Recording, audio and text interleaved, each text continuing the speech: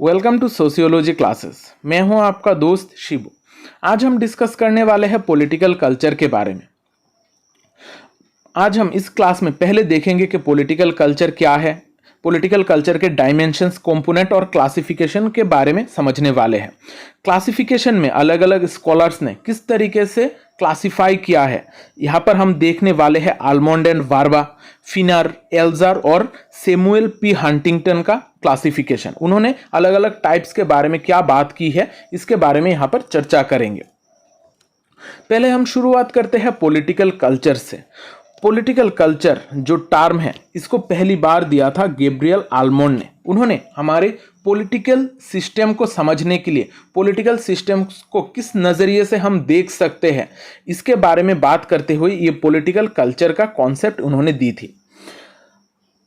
अब सोसाइटी में जब हम कल्चर की बात करते हैं, कल्चर में बेसिकली हम एक सोसाइटी का एटीट्यूड्स, बिलीफ को देखते हैं। वो कौन सी चीज़ों को विश्वास करते हैं, वहाँ पर लोग एक दूसरे के साथ किस तरीके से रिलेटेड है, ये सारी चीज़ें हमारा कल्चर का पार्ट होती है। नॉर्म्स, वैल्यूज़, ये सारी चीज़ें हमारा कल्चर का हिस्सा होती है।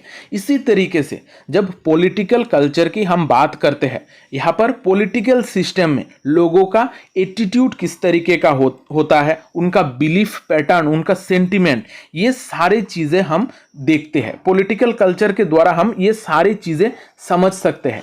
एक जगह के पॉलिटिकल सिस्टम किस तरीके से रन कर रही है, वहाँ पर किस तरीके का एजम्पशन है फ्यूचर को लेकर, साथ ही साथ वहाँ पर गवर्नमेंट का क्या एटीट्यूड है, गवर्नमेंट का क्या बिहेवियर होगा, वो सारी चीज़ें पॉलिटिकल कल्चर का पार्ट होता है। पॉलिटिकल कल्चर के बारे में जब हम पढ़ेंगे तो यहाँ पर हमारे लिए दो नाम बहुत इंपॉर्टेंट है, गैब्रियल आलमंड और सिडनी बार्बा। ये दोनों का नाम हमें आगे भी मिलता रहेगा और एग्जाम में यहाँ से क्वेश्चन भी पूछा जाता है। अब गैब्रियल आलमंड और सिडनी बार्बा ने पॉलिटिकल कल्चर को डिफाइन किया था। उन्होंने पॉलिटिकल कल्चर को डिफाइन करके कहा था कि पॉलिटिकल कल्चर एक ऐसा सिस्टम है जहां पर हम पॉलिटिकल ओरिएंटेशंस के बारे में बात करते हैं। यहाँ पर पॉलिटिकल सिस्टम के प्रति लोगों का एटीट्यूड क्या रहेगा, यहाँ पर सिस्टम का वेरियस पार्ट्स किस तरीके से काम करता है, और साथ ही साथ एक इंसान क्या रोल प्ले करता है, या फिर वो किस तरीके का सोच रखता है कि वो पॉलिटिकल सिनारियो में किस तरीके का हिस्सा ले सकता है। ये सारी चीज़ें हमारा पॉलिटिकल कल्चर होता है। खास करके जब एक इंसान किस नज़रिए से पॉलिटिकल सिस्टम को देखता है, इसको हम कहते हैं पॉलिटिकल कल्चर। अलग अलग सोसाइटी के पॉलिटिकल कल्चर अलग होते हैं। जैसे हम इंडिया में डेमोक्रेसी की बात करते हैं, यहाँ पर हम इक्वल राइट की बात करते हैं, लेकिन दुनिया के अलग अलग हिस्सों में अलग तरीके का गवर्नमेंट है। इस वजह से वहाँ का पॉलिटिकल कल्चर भी अलग होता है। अगर हम सिर्फ इंडिया की बात करें, अलग अलग स्टेट का कल्चर, पॉलिटिकल कल्चर डिफरेंट है, और साथ ही साथ यहाँ पर अलग अलग विलेजेस में पॉलिटिक्स को अलग नज़रिए से देखा जाता है। इस वजह से हर जगह का पॉलिटिकल कल्चर अलग होगा। यहाँ पर नेशन के हिसाब से एक अलग पॉलिटिकल कल्चर देखने को मिलेंगे, साथ ही साथ अलग विलेज, अलग सिटी में उनका कल्चर भी डिफरेंट हो सकता है। पॉलिटिकल कल्चर के रिलेटेड सबसे इंपॉर्टेंट जो बुक है वो है द सिविक कल्चर। इसको लिखा था आलमंड एंड वार्बा ने। अब देखते हैं dimensions of political culture. Dimensions of political culture के बारे में आलमंड एंड वार्बा ने बात की थी, और उन्होंने 5 इंपॉर्टेंट डायमेंशन की बात की थी। पहला है नेशनल आइडेंटिटी। पॉलिटिकल कल्चर के द्वारा हम एक नेशनल आइडेंटिटी को देख सकते हैं कि हमारा नेशनल आइडेंटिटी किस तरीके से क्रिएट हो रही है, वो हम समझ सकते हैं।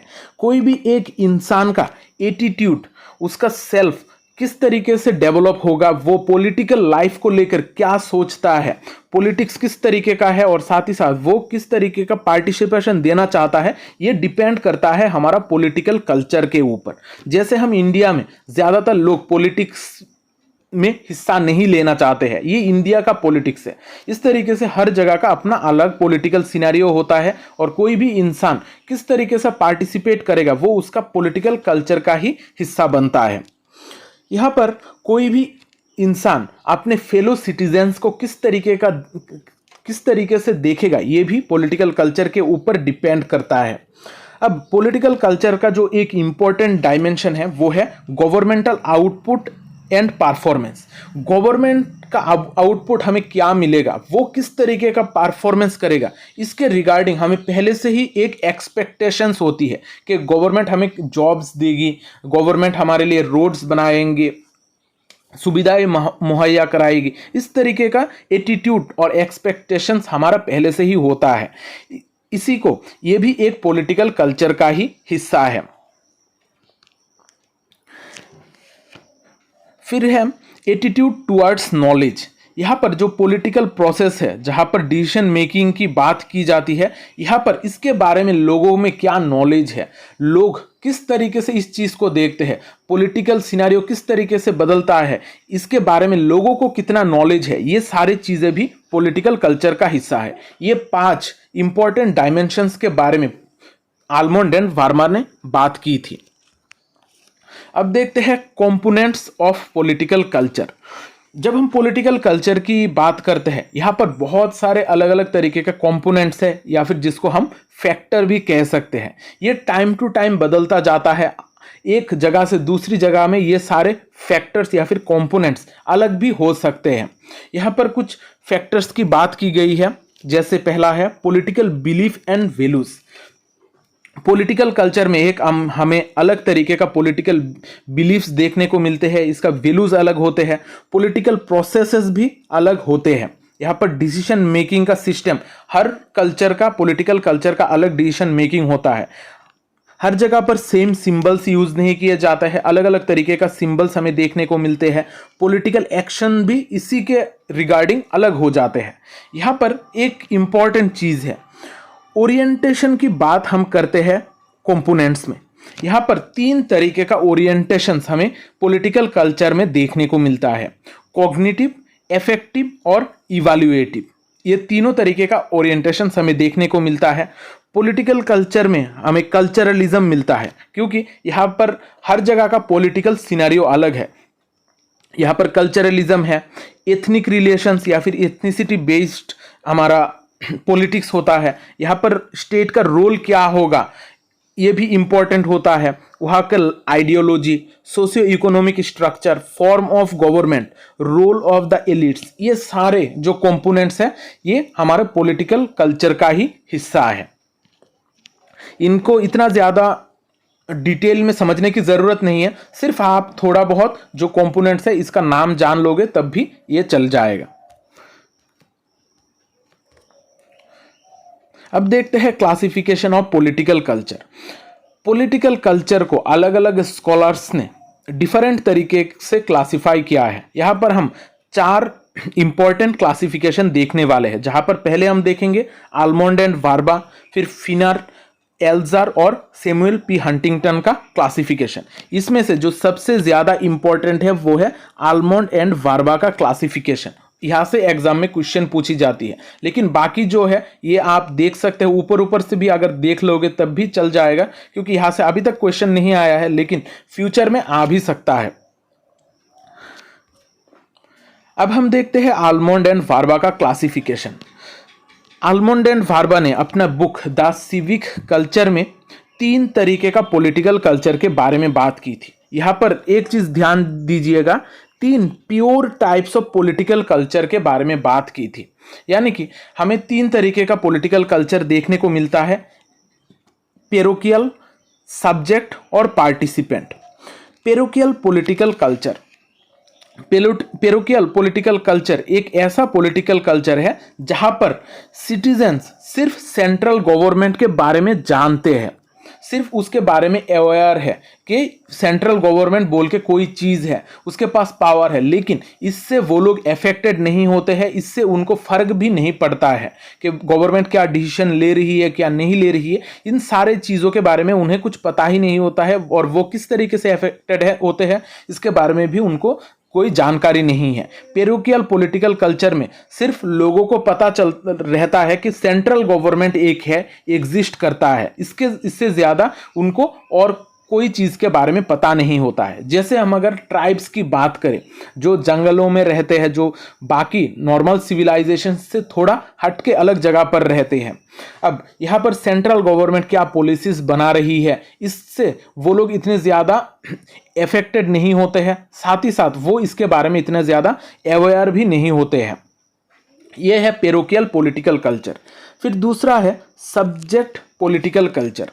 सब्जेक्ट पॉलिटिकल कल्चर में सिटीजन को, जो भी लोग पार्टिसिपेट कर रहे हैं पॉलिटिकल कल्चर में, उनको सिर्फ एक सब्जेक्ट की तरह देखा जाता है, उनको पार्टिसिपेंट की तरह देखा नहीं जाता है। जैसे हम डिक्टेटरशिप में देखते हैं कि जो भी इंसान है, जो भी सिटीजन है, उनके पास कोई राइट्स नहीं होते हैं, वो किसी भी पॉलिटिकल प्रोसेस में अपना योगदान नहीं दे सकते हैं, पार्टिसिपेट नहीं कर सकते हैं।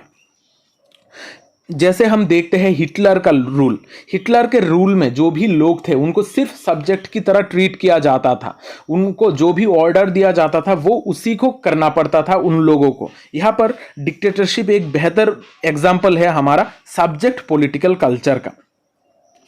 फिर हमारा जो तीसरा पॉलिटिकल कल्चर है वो है पार्टिसिपेंट पॉलिटिकल कल्चर।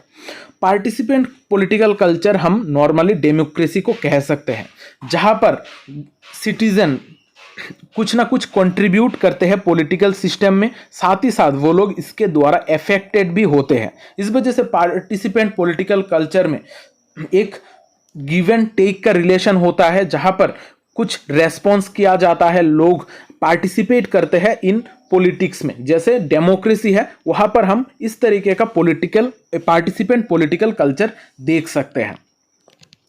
अब ये जो 3 टाइप्स है, ये है हमारा pure type of political culture. जब हम इस तरीके का पॉलिटिकल कल्चर की बात करते हैं, प्योर पॉलिटिकल कल्चर की बात करते हैं, आलमंड एंड बार्बा कहता है कि ये जो पॉलिटिकल कल्चर्स है 3, ये सारे एक जगह पर सिंगल टाइम पर एक पॉलिटिकल कल्चर नहीं मिलता है। यहाँ पर हमें चीज़ों को मिक्स करके हम देखते हैं, हर जगह पर हमें अलग अलग तरीके का जो पॉलिटिकल कल्चर है उसमें हमें मिक्स्ड मिलता है। एक ही जगह पर 2 तरीके का पॉलिटिकल कल्चर भी हमें दिखाई दे सकते हैं। इस वजह से ये जो प्योर फॉर्म है ये इतना ज़्यादा नहीं पाया जाता है। ये बेसिकली हमें मिक्स्ड एक पॉलिटिकल कल्चर ही देखने को मिलता है। इस क्लासिफिकेशन को लेकर भी उन्होंने आगे कहा है कि हम ये जो प्योर टाइप के पॉलिटिकल कल्चर है इसको और 3 सब टाइप पे क्लासिफाई कर सकते हैं, लेकिन जो मेन क्लासिफिकेशन है वो 3 ही रहेंगे, लेकिन इसका कुछ और सब टाइप और 3 सब टाइप्स के बारे में आलमंड एंड बार्बा ने बात की थी। जहां पर पहला है पेरोकियल एंड सब्जेक्ट, जहां पर पेरोकियल और सब्जेक्ट जो पॉलिटिकल कल्चर है वो मिक्स हो जाएंगी।